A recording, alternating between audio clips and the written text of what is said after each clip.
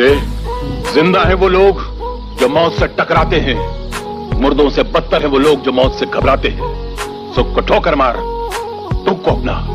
अरे सुख तो बेवफा है, चंद दिनों के लिए आता और चला जाता है, मगर दुख तो अपना साथी है, अपने साथ रहता है। पहुंच ले आंसू, पहुंच ले आंसू, दुख को अपना ले। अरे तकदीर तेरे कदमों में होगी और तू मुकद्दर का बादशाह होगा। हंस हंस हंस बेटा, हंस।